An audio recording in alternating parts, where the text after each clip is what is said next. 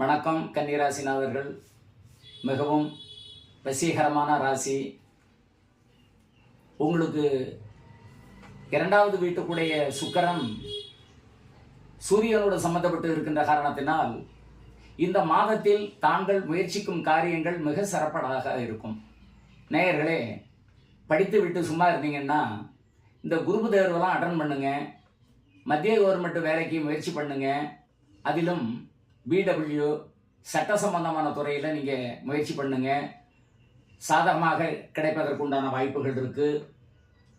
4வது வீட்டுக்குடைய குரு 10வது வீட்டில் இருக்கிற காரணத்தினால் அம்மாவுக்கு கொஞ்சம் ஆரோக்கிய குறைச்சல்கள், ராஜ உறுப்புகளில் சின்ன சின்ன பிரச்சனைகள் இதுகளெல்லாம் வருவதற்கு வைத்திய செலவுகள் நடப்பதற்குண்டான வாய்ப்புகள் உண்டு.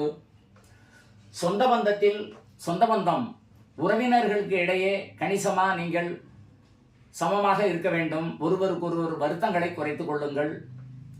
திருமண காலம் ஆகாதவர்களுக்கு திருமண காலம் இந்த மாதத்தில் முயற்சிக்க வேண்டாம்.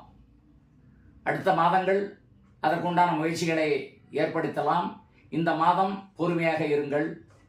மேல்நிலை படிப்பு என்பது கொஞ்சம் கடினமாகவே இருக்கும் என்றாலும் பட்டங்களும் பதவிகளும் பெறக்கூடிய ஒரு யோகத்தை கொடுக்கிறது.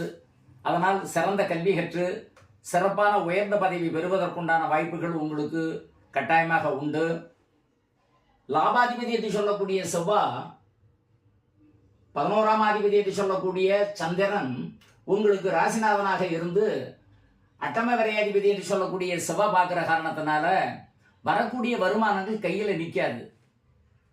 காலையில் வந்தால் சாயங்காலம் செலவுக்கு பணம் இல்லை, எல்லாமே இஎம்ஐ கட்டுறதுக்கு தான் சரியா இருக்கு, வருமானம் குறைதலாக இருக்கு, செலவுகள் அதிகபட்சமாக இருக்கு அப்படிங்கக்கூடிய ஒரு தாக்கம் உங்களுடைய மனக்கவலை இருக்கும். குறிப்பிட்ட நாளில் எல்லாமே சரியாகிவிடும். கவலை கொள்ள வேண்டாம். புதிய முயற்சிகள் யாவும் இந்த மாதத்தில் நீங்கள் துவங்க வேண்டாம். வீடு கட்டுவதாக இருந்தாலும், திருமண காலம் செய்வதாக இருந்தாலும், இல்லை கடுமையாக வேலைக்கு செல்ல வேண்டும் என்று சொல்லக்கூடிய முயற்சிகள் இருந்தாலும், வெளிநாடு செல்லக்கூடிய முயற்சிகள் இருந்தாலும், இன்னும் இந்த ஒரு மாத காலத்திற்கு கொஞ்சம் பொறுமையாக இருங்கள். அடுத்த மாதம் உங்களுக்கு நிச்சயமாக அனுகூலமான கிரகங்கள் உங்களை வந்து சாரும். அப்பொழுது எல்லா நிலைகளும் வளம் பெற்று வாழ்வீர்கள். சிறப்பான ராசிநாதர்களே.